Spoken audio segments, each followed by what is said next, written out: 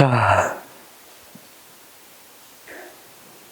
39번 문제 142페이지 39번 문제.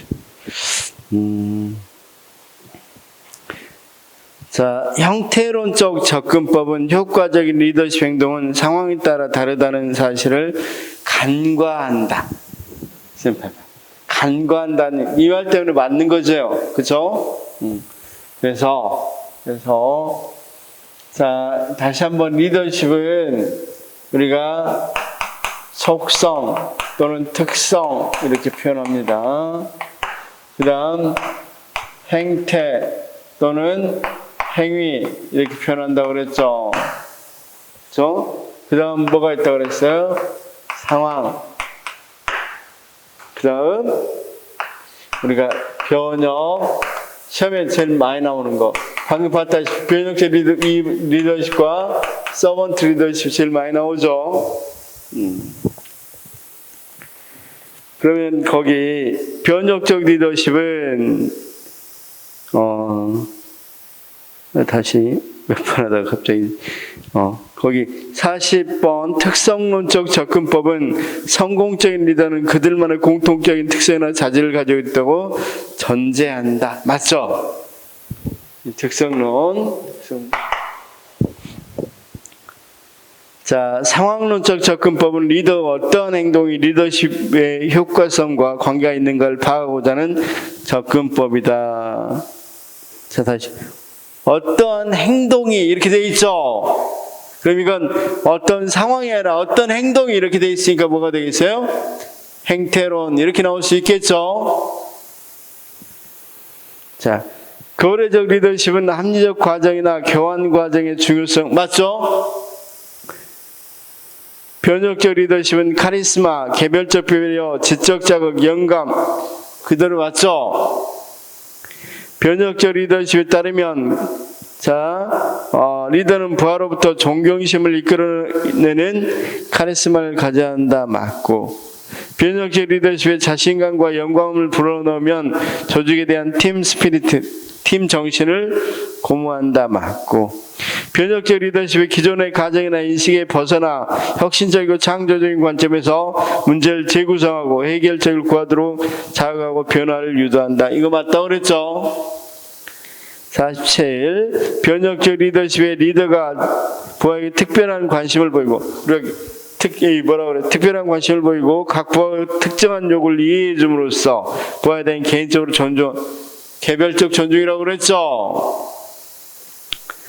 자질로는 지도자의 자질 특성에 따라 리더십이 발휘된다는 가정하에 지도자가 되게 하는 개인의 속성 자질을 연구하는 이론이다. 맞죠? 49. 행태 이론은 눈에 보이지 않는 능력 등 리더가 갖춘 속성보다는 리더가 실제 어떤 행동을 하는지에 초점을 맞춘 이론이다. 맞고 상황적인 이론의 대표적인 예로 피즐러, 하우스 맞죠? 변혁적 리더십은 거래적 리더십을 기반으로 틀렸죠? 대비된다고 그랬으니까. 다음 대화에서 요구되는 과장 리더십은 번스와 바스의 변혁적 리더십이다. 국정감사 후에 종료된 후에 이야기들 들어오니까 비과원이 어떻게 이야기합니까? 과장님이 부하 직원들 좀 더 존중하고 배려해 존중 배려 그쵸? 개인적 배려. 그 다음 시가원 일방적으로 지도만 하지 마시고 우리들에게 지적 자극 이럴 때 이런 걸 동그라미 쳐야 됩니다. 시험장에서는. 그 다음 무엇보다도 과장님이 우리과 새로운 비전을 제시해주라. 다 연결해보면 뭐가 되겠어요? 변혁적 리더십. 55. 피들러는 리더십 유형을 결정하는 조건으로 부하의 성숙도를 이야기한 사람은 허쉬. 절대 어렵지 않죠. 계속 반복되죠. 지문이. 번스의 이것도 틀렸죠. 번스는 변혁적이라고 그랬죠. 자, 우리 처음 오신 선생님은 조금 여기 부분은 안 들었으니까 나중에 부터 하셔도 되겠습니다. 하우스의 참여적 리더는 부하들과 상담하고 의사결정 전에 부하들의 의견을 반영하려고 한다. 맞고. 브레이크와 버튼은 무슨 리더십이 가장 이상적인 리더십이라고 그랬어. T명 또는 단합형이라고 그랬죠. 피들러우 상황 적합 이론에서는 상황 변수로 리더와 부하의 관계, 직위 권력, 과학 구조 맞죠? 허시와 블렌차드 경로 목표 이론에서는 허시와 블렌차드 경로 목표 이론? 상황 변수 부하의 능력과 의욕으로 구성된 성숙도를 채택했다. 뭔가 이건 완전히 잘못됐죠? X 합시다, X. 이건 잘못됐습니다. 경로 목표 이론은 허시와 블렌차드가 아니라 하우스죠.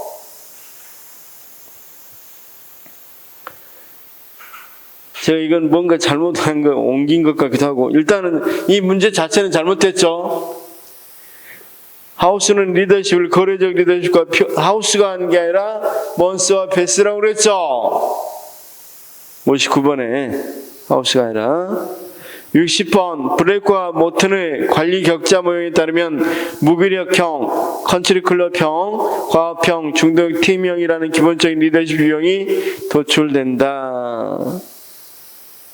자, 관리 격자 모형에 따르면 맞죠 이건? X가 아니라 O입니다. 여기 어때요? 이 부분 좀 잘못됐나 봅니다.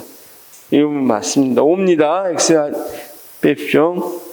서번트 리더십은 부하 직원들을 상급자처럼 떠받들어주면서 리더를 따르게 하는 리더십의 일종이다. 이거 설명했죠? 카리스마적 리더십은 카리스마가 뭐라고 그랬어? 카리스마를 다른 말로 바꾸면 인격적 가마력, 그쵸? 인격적으로 따르게 되는 걸 우리가 카리스마라고 그럽니다. 카리스마가 있다는 게 무서운 게 아니에요. 인격적인 가마력이 있는 걸 말합니다. 카리스마 리더십은 리더의 독특한 성격과 능력으로 추종자들의 강한 헌신과 리더 일처를 이끌어낸다. 맞죠? 거래적 리더십은 보수적, 현상유지적인 평가를 받기도 한다. 맞죠? 변혁적 리더십과 대비된다고 그랬잖아. 자, 변혁적 리더십은 리더가 부하로 하여금 형식적 관리와 사고를 다시 생각하게 함으로써 새로운 관념을 촉발시킨다. 맞고. 변혁적 리더십에 따르면 조직 참여 기대가 적은 경우에 적합하며 이해 관리는 뭐라고 그랬었어요? 거래적 리더십이라고 그랬죠. 66. 변혁적 리더십 이론에 따르면 리더가 부하에게 특별한 관심을 보이거나 자긍심과 신념을 심어준다. 맞고. 변혁적 리더십에 따르면 리더가 부하들의 창의성을 개발하는 지적자가 맞죠? 그 다음 변혁적 리더십에 따르면 리더가 인본주의, 평화 등 도덕적 가치와 이상을 호소하는 방식으로 부하들의 의식 수준을 높인다. 맞죠? 자, 이제 갈등. 여기서부터 또 한번 보도록 하죠. 135페이지. 이제 여기서 핵심 포인트만 주로 이야기해 보겠습니다. 우리가 갈등을 한번 생각해 봅시다. 갈등이 좋은 거예요? 나쁜 거예요? 나쁜 거예요? 자, 갈등에 대해서 한번 생각해 보면 혹시 과학적 관리론 들어봤죠? 과학적 관리론에서는 갈등이 좋아 나빠? 우리가 알다시피 포드의 컨베이 시스템이 대표적인 과학적 관리법을 나타내는데 갈등이 생겨버린단 말은 고장이 난단 말이죠. 그러면 이건 생산성이 완전히 떨어져서 갈등은 안 좋은 거. 인간관계론에서는 갈등이 좋아요, 안 좋아요?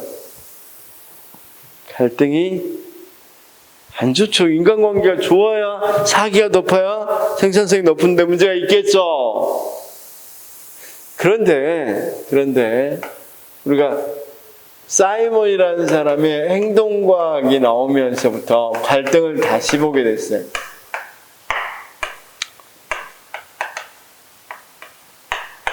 여기는 지난번부터 했던 거니까 그냥 편하게 들으시면 됩니다. 왜냐면 사이먼은 어떤 사람입니까? 과학적 관리론, 인간관계론, 니네들이 이야기하는 이 좋다고 한 것들이 실제로 그런지 조사를 해본단 말이에요. 이 사람은 행동과학적 입장에서 해본다고 그랬죠. 그래서 여기 한번 봅시다.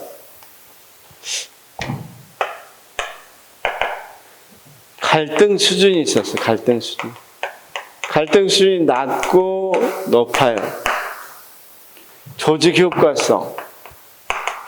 조직 효과성이 높고 낮아. 자, 이제 어떤 조직이 전혀 갈등이 없어. 효과성이 있었는데 실제로 보니까 효과성이 굉장히 낮아요. 갈등이 중간일 때는 효과성이 상당히 높아. 근데 갈등이 또 너무 심화되면, 갈등이 중간일 때가 높고 갈등이 너무 또 심화되면 효과성이 낮아지겠죠. 그럼 이들이 말한 게 사실은 잘못됐다고 이야기하겠죠. 갈등은 해소돼야 되는가, 관리돼야 되는가? 갈등이 적절하게 관리돼야 되겠죠. 갈등이 뭐하도록? 중간 수준에 오도록 이 관리가 돼야, 적정하게 이렇게 관리가 돼야 뭐 할 수 있겠어요? 조직 효과성이 높아지겠죠. 그래서 우리가 이 단원이 갈등 해소가 아니라 갈등 관리예요. 자, 일상생활에서도 자, 우리 선생님 남자친구 있는 분들 한번 잘 생각해 봅시다. 남자친구 있어서 완전히 오래된 연이야. 갈등이 전혀 없어. 그냥 다 알아. 둘이 뭐 하는지 뻔히 알아. 저희가 뭐 하는지 뻔히 알면 갈등이 없으면 선물 받아 못 받아? 거의 못 받죠. 그렇죠? 근데 맨날 싸워. 역시 선물 줬다가 뺏기겠죠. 그럴 때 우리가 어떨 때가 제일 많이 효과적이겠어? 적절하게 갈등이 있을 때겠죠. 그렇죠? 조직도 마찬가지죠. 조직도 완전히 갈등이 없으면 그냥 나태해지고 별로 열심히 하려고 하지 않는단 말이에요. 그러면 조직을 관리하는 사람 입장에서는 조직이 너무 모아지면, 갈등이 없으면 갈등 어느 정도 조정시켜야 되겠죠. 갈등이 너무 많아지면 완화시켜야 되겠죠. 그걸 뭐라고 불러요? 갈등 관리라고 부른다. 그렇죠? 그래서 고전적 이론에서나 신고전적 이론에서는 갈등에 대해서 별로 안 좋게 생각하지만, 행동과학부터는 갈등이 어느 정도 있어야 된다고, 갈등의 순기능을 강조하게 되고, 이후부터는 갈등은 완전히 필수적이다, 이렇게 보는 겁니다.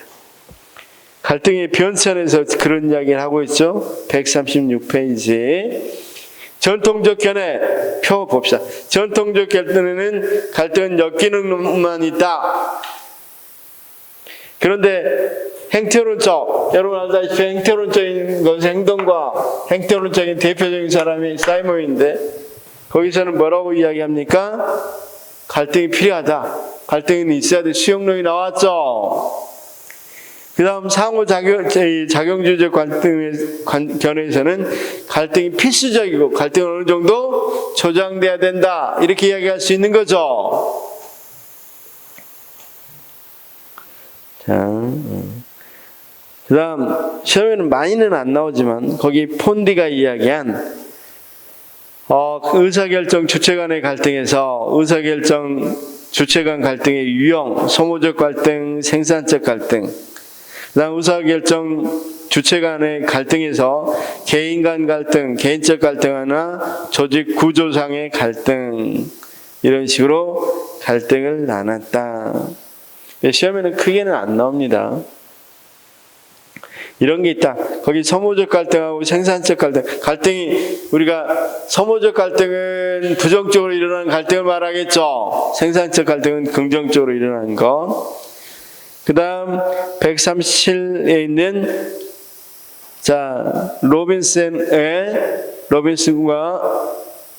로빈슨의 조직 갈등 유형 체크 한번 해두시기 바랍니다.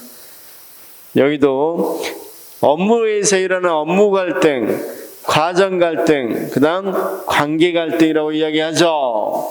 이런 유형이 있다는 거. 그 다음 두 번째 사이먼하고 마치가 이야기했던 갈등 유형. 비수락성에서 오는 갈등, 불확실성에서 오는 갈등, 비교할 것이 없어서 일어나는 갈등 해가지고 나와있죠. 이런 것들은 이런 게 있다는 정도만 알면 돼요. 나중에 이게 비수락성이냐, 도저히 내가 이거 받아들일 수 없어서 일어나는 갈등이고, 그렇죠? 그다음 이게 맞는지 틀린지 몰라서 일어나는 불확실성 갈등.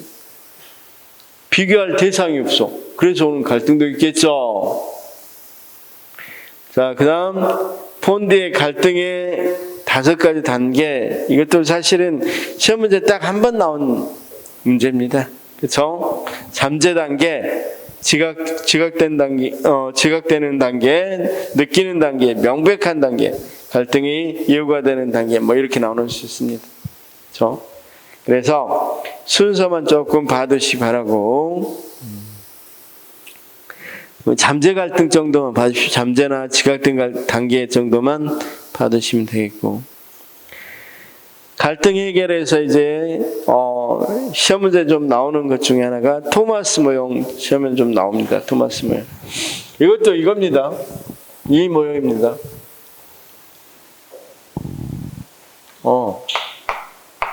토마스 모형도 토마스 모형. 쌤이 유형은 조금 어떤 유형이 있다는 정도는 알아두시기 바랍니다. 토마스 모형은 이런 모형입니다. 토마스는 갈등의 상황이론이야. 다시요? 이것도 상황이론입니다. 갈등이론에서 상황이론입니다. 가장 좋은 해결책은 없다는 거야, 쌤. 자, 이 생각해 봅시다. 자, 여기 표를 한번 보면, 한 장 넘겨서 표를 한번 그려보면, 자, 방금 자신의 욕구 추구,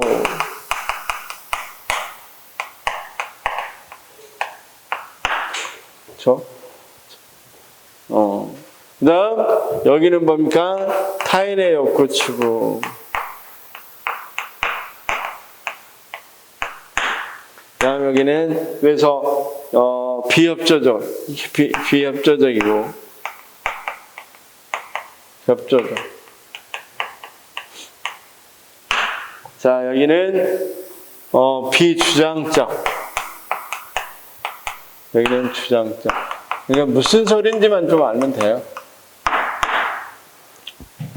자, 만약에,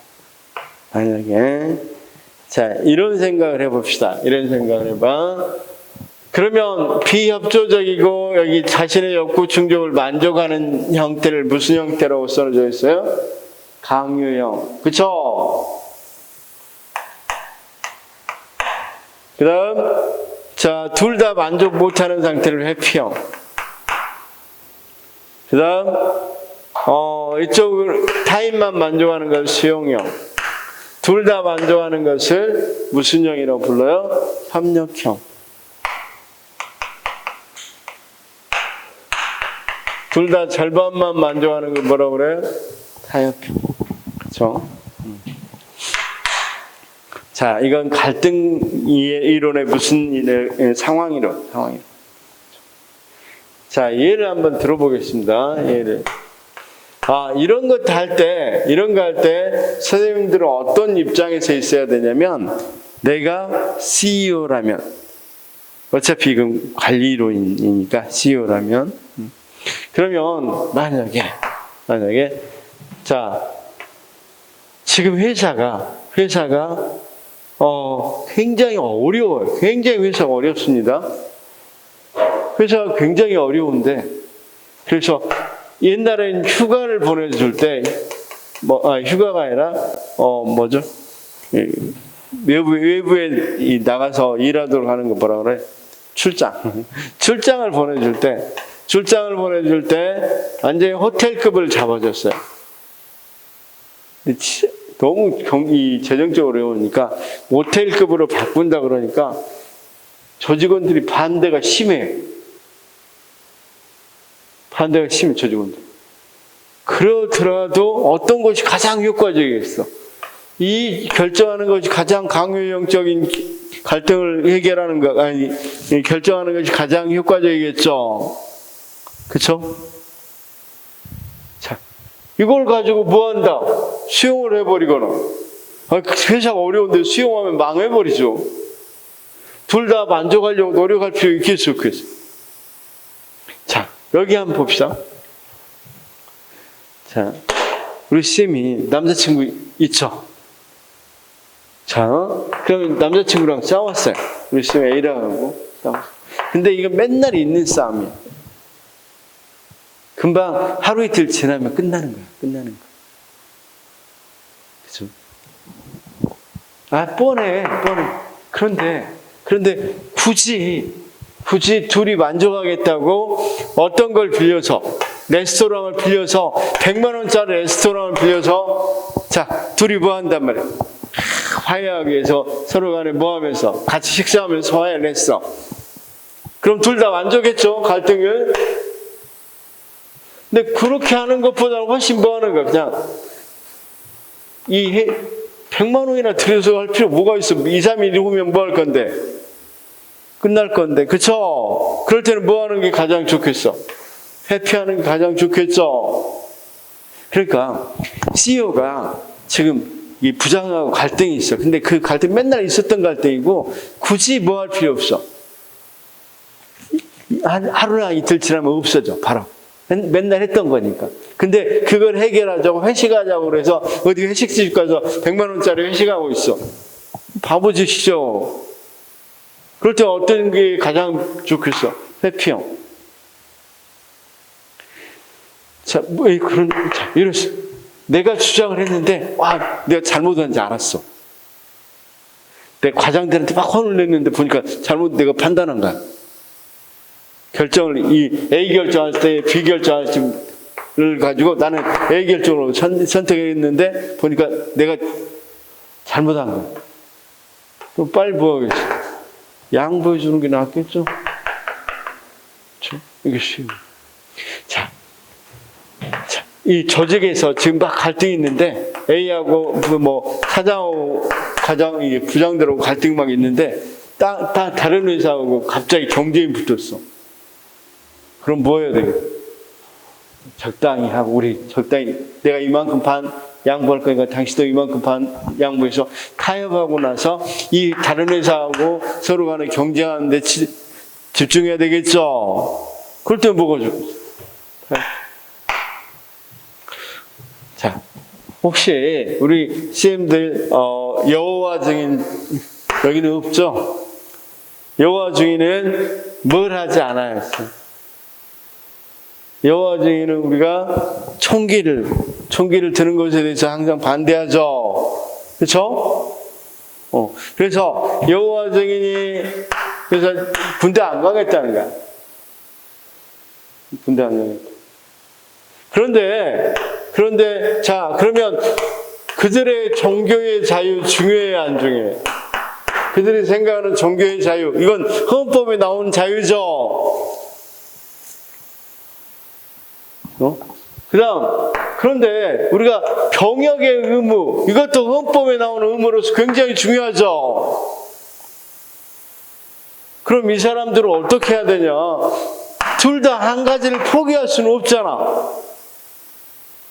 그래서 최근에 해결책으로 병역의 의무에 준하는 교도소 같은 데 가서 공공봉사를 하도록 했죠. 30개월간인가 몇 개월간 거기서 숙식하면서 하도록 했죠. 그들은 집중하지는 않아. 그러니까 교도소에서 집중할 일은 없잖아. 그러니까 자기의 신앙은 지켰죠. 그래서 뭐 또 있어? 국가 입장에서는 병역의 의무와 버금가는 그런 의무도 부과했죠. 그럼 둘 다 뭐 했어? 만족했으니까 무슨 형이야? 협력행위란 말이야. 자, 다시 거듭말하면 어떤 거다, 쌤? 갈등에 있어서, 자, 이 토마스 모형이 시험에는 갈등 나오면 이 모형은 한 문제 정도는 나올 가능성이 높아요. 그러면 여기도 상당히 중요한 건데, 이 모형은 갈등, 어떤 해결이 가장 좋다는 게 아니라 무엇에 따라 달라진다. 상황에 따라 가장 좋은 해결책은 달라질 수 있다는 거죠. 그 다음, 자, 수기적, 대안적 문제 해결 방법, 기법, 이것도 사실 최근에 좀 나오고 있습니다. 그렇죠? 자, 그래서 거기 협상, 그 다음 조정, 중재. 자, 협상은 제3자 있어요, 없어요? 제3자 없고 당사자들 간의 결과와 절차와 결과를 모두 통제 당사자들이 할 수 있죠. 조정은 협상이 안 되니까 뭐 한다? 제3자에게 부탁하는 거죠. 조정해 주라고. 근데 뭐가 없어? 구속력은 없어. 그래서 절차를 제3자에게 위임하고 갈등 당사자가 결과를 통제하는 거, 받아들일지 안 받아들일지 정하는 거. 근데 중재는 이 구속력이 있으니까 모두 다 받아들여야 된단 말이에요. 중재해주라. 그 말은 우리가 다 네가 해준 중재에 대해서 인정할게 이 말이죠. 위임할게. 그렇죠? 자, 그래서 이런 것들은 우리가 재판까지 안 가도 될 수 있는 것들이죠. 그 다음 갈등 해소 전략. 이거 시험이 잘 나와요. 자, 꼭 알아둬야 되는 게 이게 해소 전략이냐 무슨 전략이냐. 아까 갈등은 해소할 필요도 있지만 뭐 할 필요도 있다고 그랬어. 자, 선생님 여기 봐봐. 여기 너무 높아. 그러면 해소해야 되겠죠. 너무 낮아. 조장해야 되겠죠. 그래서 이 전략들이 가장 CEO에 있어서는 우리가 공무원의 공직자들에서도 고위공무원들은 이런 것들이 굉장히 중요하겠죠. 조직의 장들은. 그래서 이거 굉장히 시험이 잘 나옵니다. 해소 전략으로는 공동의 적을 확인하거나 상위 목표를 제시해줘. 하위 목표 가지고 싸우면 그냥 상위 목표를 제시해 준단 말이에요. 그러면으로써 해소할 수 있도록. 그렇죠? 다음 유사성이나 공동이익을 강조한다. 여러분 공공의 적 확인하는 건 이런 거면 여러분 TV에서 많이 보죠. 자기 편끼리 싸우면 꼭 자 우리가 정치에서는 자 여당끼리 싸운다 그러면 야당을 공격할 걸 마련하면 둘이 공동으로 또 공격하게 되면 어느 정도 갈등이 해소되죠. 그 다음 목표가 하위 목표끼리 하고 있으면 그런 거 없이 그냥 상위 목표를 제시해 줌으로써 서로 간에 뭐 할 수 있도록 어느 정도 합의를 볼 수 있도록 해주는 거. 그 다음 자원이 부족해서 갈등이 생겨. 우리가 더 많이 받아야 된다. 우리 예산이 100억인데 150억은 돼야 되는데 너네 예산 우리에게 좀 줘. 이런 것들이 있을 때 자원을 증대해주면 해소될 수 있겠죠. 그러잖아. 동생하고 뭐 때문에? 용돈 때문에 싸울 때 용돈 늘려주면 어때? 둘 다 만족하겠죠. 언제 해소되겠죠. 만족이 아니라 해소되겠죠. 상관을 명령과 강제로 할 수도 있고 갈등을 봉합할 수도 있고 그쵸? 회피해서 자 조직 개편한다든가 기능 A 부서 B 부서 싸우니까 이게 통합시켜버려. 그러면 어때? 어느 정도 해소될 수 있겠죠? 태도를 변화시킨다든가 인사교류 직급교육을 한다든가 협상과 타협을 시도한다든가 이 정도는 이제 알겠고 조성 전략도 봐봐요. 지금 너무 갈등이 없으니까 정보 및 권력을 재분배하고 의사전달 통로를 의도적으로 변경해줘 버려요. 이쪽에서 맨날 보고했는데 이쪽 보고도 받겠다 그러면 어떻게 되겠어? 긴장하겠죠. 자신 독점하고 있다가 정보 전달을 억제하거나 또는 정보 과다를 조성한다든가 외부 집단은 도전이나 위협을 느끼도록 유도한다든가, 그렇죠? 그다음 인사이동이나 자, 외부 인사를 여러분 당연히 외부 인사 영입하면 어떻게 돼? 갈등이 조정될 수 있겠죠. 자, 이번에 선생님들 축구 좋아하는지 모르는데 손흥민 선수 같은 경우 힐살리송을 저기 보니까 자기 위치에다가 하니까 상당히 뭐가 되겠어? 긴장되겠죠. 내가 맨날 주전이야. 내가 못해도 주전이면 별로 열심히 안 하겠지만 나하고 뭐 할 수 있는 거? 나랑 실력 비싼 사람 영입하면 어떻게? 갈등이 조정이 어느 정도 조정돼서 열심히 하겠죠. 이런 전략들을 이야기합니다. 그 다음 140 수직적, 수평적 분할을 통해서 조직 구조를 변경시키거나 기타 이런 것들이 있는데 시험에 이 부분이 굉장히 많이 나온다는 거 꼭 알아두시기 바랍니다. 이 부분이 굉장히 많이 나온다는 거 알아두시기 바랍니다. 그래서 체크를 해두십시오. 체크.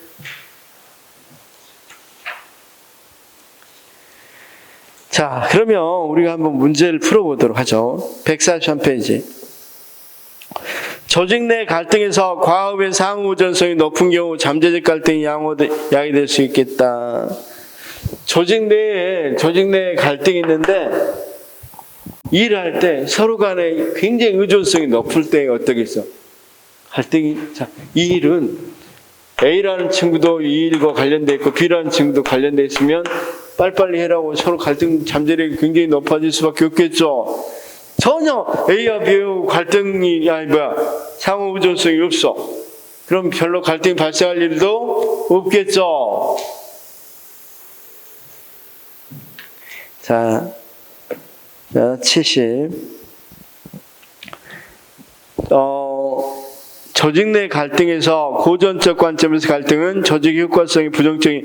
자, 고전적 관점은 어떤 관점이야? 자, 여기서부터 고전적 관점은 어떤 관점이었어요?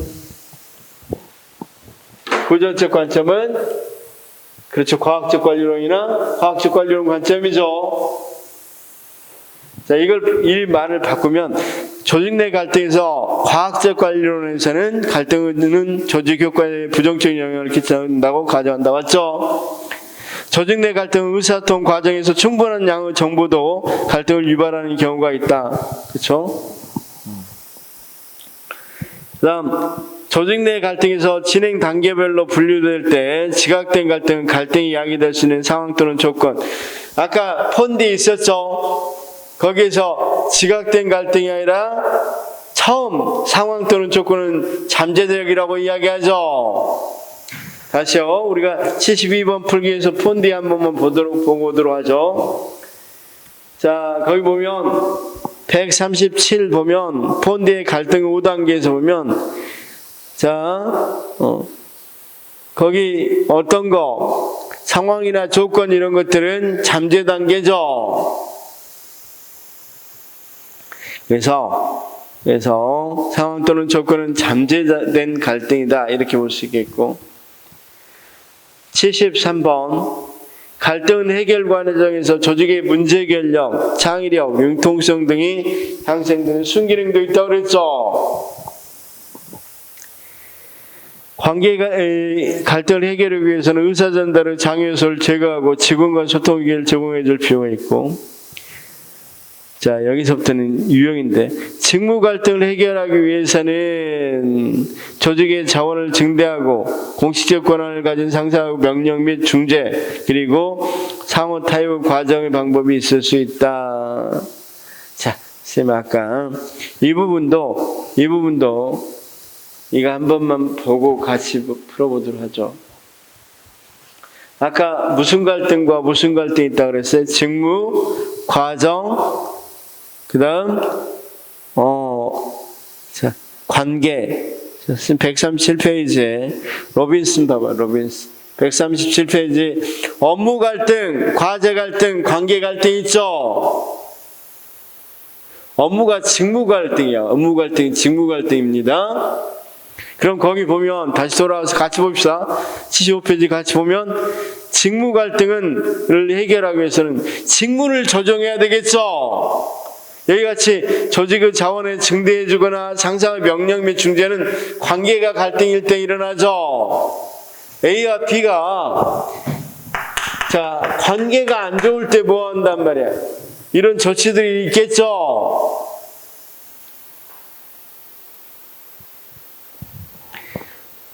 이 부분은 상당히 좀 수준이 있는 부분이에요. 우리 시험에는 많이는 나오지 않을 겁니다. 그래서 거기 75번에 잘못된 것은 관계 갈등을 해결하기 위해서는 이렇게 돼야 돼요.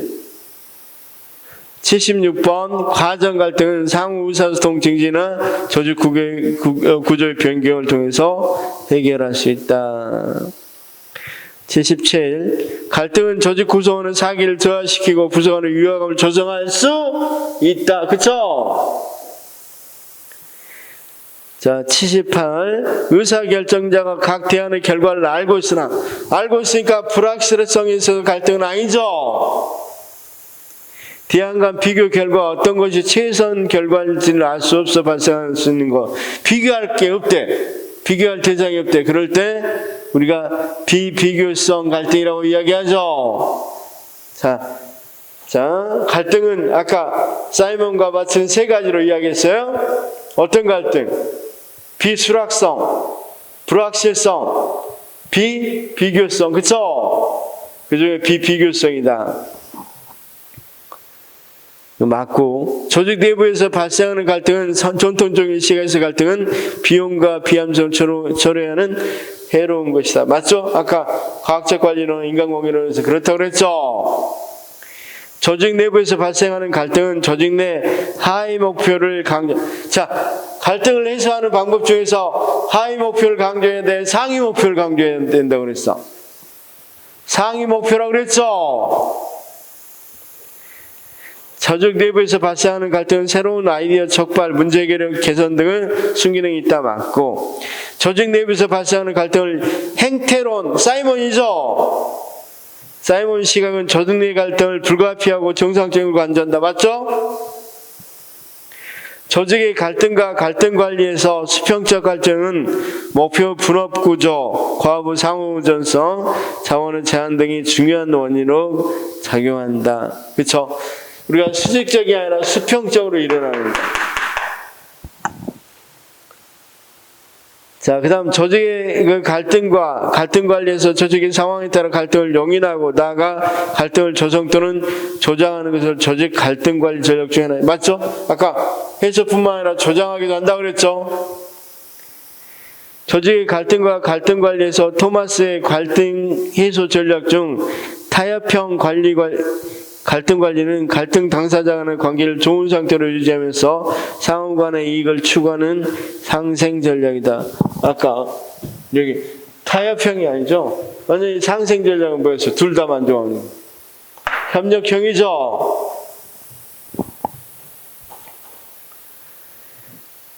조직의 갈등과 갈등 관리에서 갈등의 추치가 목표의 차이로 인해 발생하는 갈등은 상위 목표를 제시하거나 계층제 또는 권위에 의해서 갈등을 해결하는 것이 효과적이다.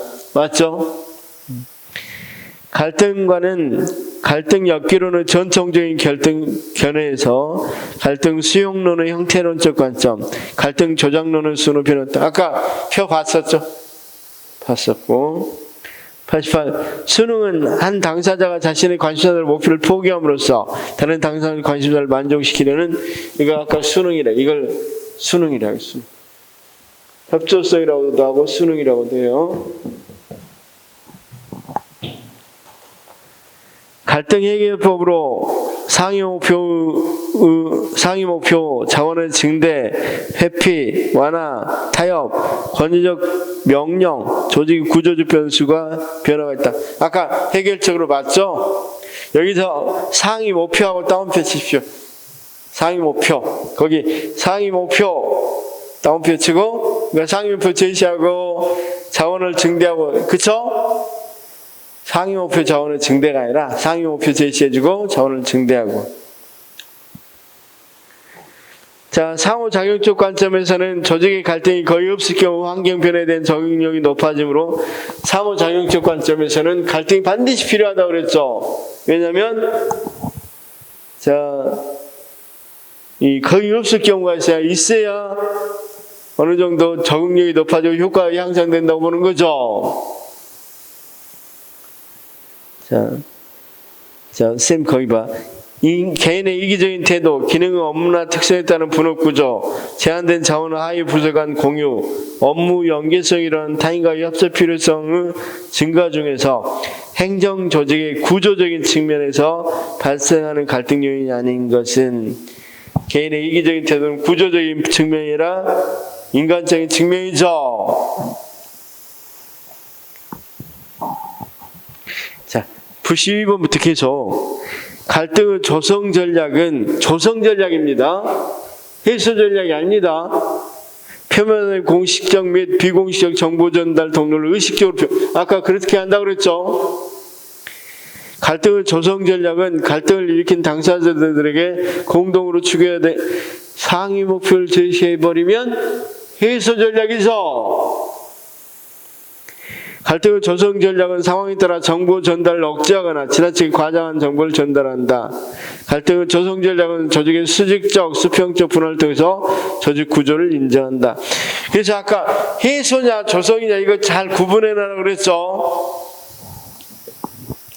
갈등의 긍정적 기능에 주목하는 갈등관리 사례로 혁신 담당관제를 도입해서 각종 회의의 새로운 시각으로 역동적 정책 토론이 되도록 유도한다.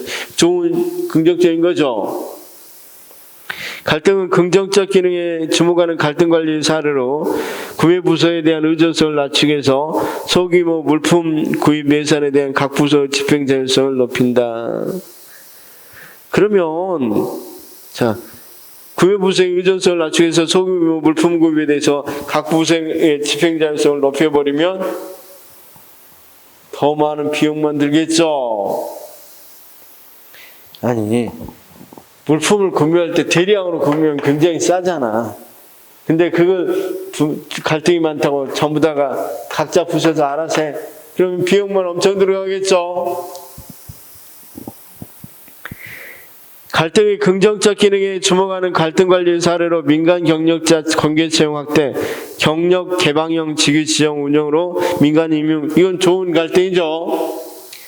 갈등의 긍정적 기능에 주목하는 갈등관리 사례로 현장 서비스, 현장 운영에 우수한 지방자치단체들에게 기관 표정을 지시한다. 이건 긍정적인 거. 갈등 해소 방법으로는 문제 해결, 상위 목표 제시, 자원 증대, 태도 변화 훈련 완화 등을 들 수 있다. 맞죠? 적절한 갈등을 조성하는 방법으로 의사 전달의 통로를 변경하거나 정보 전달을 억제하거나 구조적 요인을 개편하거나 리더십 스타일 변경 등을 들 수 있다. 구조적 요인을 개편하는 것은 갈등 해소 방안이죠. 이런 문제들이 조금 어려워요. 다 외워야 되니까. 1940년대 말을 기점으로 해서 1970년대 중반까지 널리 받아들여졌던 행태주의적 견해에 의하면 갈등이란 조직 내에서 필연적인 것. 맞죠? 사이먼이고. 마치와 사이먼은 개인의 갈등 요인 및 형태를 비수락성, 비비교성, 불확실, 맞죠? 유해한 갈등을 해소하기 위해서 갈등 상황이나 출처를 근본적으로 변동시키지 않고 거기에 적응하도록 하는 전략을 사용하기도 한다. 그렇죠? 105번 폰디 좋습니다. 폰디 나왔는데 몇 단계로 구분했죠? 일단 5단계였죠. 아까 폰디의 5단계였죠. 자, 수평 갈등과 수직 갈등으로 구분할 때 수평 갈등의 원인은 조직 운영의 목표의 불일치, 분화, 상호전적 업무 체계 아까 나왔던 거고, 갈등 요인으로 지위 부조화라는 것은 사물을 다르게 지각하는 것을 의미하며 의사소통의 장애로 인한 갈등을 지위 부조화라는 걸 뭘 말합니까? 사물을 서로 다르게 지각하는 걸 지위 부조라고 하죠. 뭐하고 할 때 부조화를 느끼고. 그렇죠. 지위하고 역할. 역할에 다를 때 우리가 지위 부조화를 느낄 수 있겠죠. 그래서 사물을 다르게 보는 게 아니라 어떤 것과 어떤 거 지위와 역할이 다를 때 우리가 불일치할 때 지위 부조화를 느낍니다. 내가 이런 거 할 게 아닌데 하면 부조화가 되겠죠. 가끔 군대에서 내가 이런 거 할 짬밥이냐 이렇게 이야기하고 있죠. 그럴 때 그런 것들이 바로 지위 부조화를 이야기한다. 자, 그 다음 완화는 희소자원을 위해서 경쟁에서 초래된 갈등을 해소하는 효과적인 방법으로 갈등을 야기한 차이를 제거하는 데 초점을 둔다. 희소자원을 위한 경쟁에서 초래되는 갈등을 해소하는 효과적인 방법은 뭘까? 아까 자원을 증대해 주는 거죠. 자원을 증대해 주는 거. 우리가 완화할 때는 공동이익을 강조할 때 완화를 통해서 많이 하죠. 어차피 108번 문제는 그러니까 이렇게 돼야 돼요. 자원의 증대는 희소자원. 아까 동생하고 용돈 때문에 싸울 때 용돈을 많이 주면 어떻게 되겠어? 자, 용돈이 있으면 자 10만 원 가지고 둘이 싸우는데 그냥 부모님 20만 원을 또 자원을 증대해 줘. 그러면 해소될 수 있겠죠. 조직 내 협상은 배분적 협상과 통합적 협상으로 구분된다. 각각의 특성으로 옳지 않는 건. 자, 우리가 배분적 협상은 어떤 협상을 말하냐면, 그렇죠? 그러니까 자원이 한정돼 있어. 그래서 나누어야 돼. 배분해야 돼. 그렇죠? 통합적 협상은 그런 게 아닐 때, 그러니까 둘 다 윈윈할 수 있을 때 하는 게 통합적 협상이고, 윈윈이 안 될 때 하는 것이 뭐다? 배분적 협상이에요. 무슨 말이냐면 우리가 어떤 걸 협상할 때, 자, 선생님 거기 오늘 나눠드린 거 2페이지에 오늘 나눠드린 거 2페이지 보시면 A4용지로 되어 있는 2페이지 보시면 배분적 협상과 통합적 협상이 비교되어 있죠.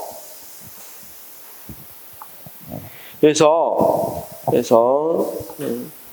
관심사가 서로 반대되고 이 한정된 자원을 나눠야 될 때는 한 명은 더 많이 가져가면 윈이 되지 하나는 로스가 될 수밖에 없겠죠. 이럴 때 하는 것이 배분적 협상이고, 통합적 협상은 말 그대로 양쪽 모두 만족할 정도로 차지할 수 있다고 그랬죠. 그럴 때 하는 협상이 통합적 협상이다. 그렇죠? 이건 쌤, 협상의 기술이라는 책에 나오는 걸 문제로 내버렸어요. 협상의 기술. 그래서 이런 문제는 이때 당시 유행했던 책이니까 나온 문제라 그냥 이런 게 있다는 정도만 보시면 돼요. 그래서 2번과 같이 배분적 협상이 틀린 이유가 승승이 아니라 승패. 통합적 협상은 승승 이럴 때 나옵니다. 그 다음 토마스 모형 110번. 토마스는 대인적 관리가 이 갈등 관리 방안의 유형에 따르면 자신의 이익을 희생해서 상대방의 이익을 자신의 이익을 희생해서 타인의 이익을 만족하는 것을 타협형이라고 하죠. 무슨요? 수용형. 그렇죠? 토마스의 대인적 갈등 관리 방안의 유형에 따르면 상대방의 이익을 희생해서 자신의 이익을 추구하는 형태는 경쟁형, 강요. 이걸 무슨 형이라고 한다? 경쟁형으로.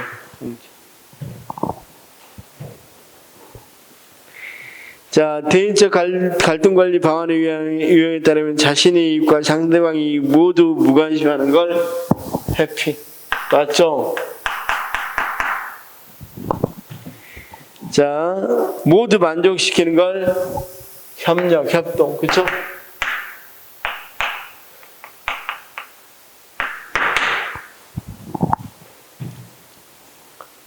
자, 114번부터 풀었었고, 지난번에. 그러니까, 선생님 갈등, 정리해보면 갈등 관리에서 제일 중요한 게 어떤 거라는 걸 금방 알 수 있었어요. 이 갈등이 무슨 전략이냐? 갈등이 해소냐, 조장이냐. 그쵸? 이게 시험에는 제일 많이 나왔고. 그 다음, 갈등의 유형 중에서는 아까 직무 갈등, 그쵸? 가정 갈등, 그 다음 어떤 거? 관계, 사람들 사이의 관계의 갈등이냐. 업무 때문에 일어난 갈등이냐. 그쵸? 우리가 프로세스, 일하는 과정 중에 발생하는 갈등. 이것에 따라서 우리가 유형을 나눌 수도 있겠고, 사이먼과 마츠는 뭐라고 그랬어? 인정할 수 없어서 일어나는 갈등. 도저히 저건 수락할 수 없어서 일어나는 갈등. 어떤 거 하나를 선택해야 되는데, 도저히 둘 다 선택할 수가 없는 것들이에요. 자, 두 번째는, 우리가 보통, 엄마가 좋냐, 아빠가 좋냐, 그러면 좀, 그렇죠? 그 다음, 그건 수락해도 되나? 어쨌든 비수락성이고, 그 다음 불확실성이 있을 때 나는 갈등, 그 다음 또 하나는 비교할 대상이 없어. 비교성. 그렇죠? 그래서 일어날 수 있는 갈등. 그 다음 우리가 이런 것들도 알고 폰디가 이야기했던 5단계의 갈등이 있다고 그랬죠. 그에 대해서도 일부 알아두면 되는 거고. 그 다음 방금 이야기한 토마스 모형 좀 알아두시고, 그 다음 이 전략이 갈등의 해소 전략이냐, 그 다음 완화 전략이냐. 상위 목표를 제시해준다. 해소. 자원을 증대시켜준다. 해소. 그쵸? 자, 의사소통 통로를 변경시켜준다. 의사소통. 그건 조장. 외부 인사를 모셔온다. 조장. 그쵸? 그런 것들을 잘 구분하시면 돼요. 그러니까 핵심으로. 자, 우리가 이 행정은 범위는 많지 모르지만 반복돼서 나오고 똑같은 게 계속 반복되니까 중요한 것 중심으로 봐두시면 됩니다. 그렇죠? 선생님 조금 쉬었다가 의사전달과 조직문화 하겠습니다. 의사전달과 조직문화.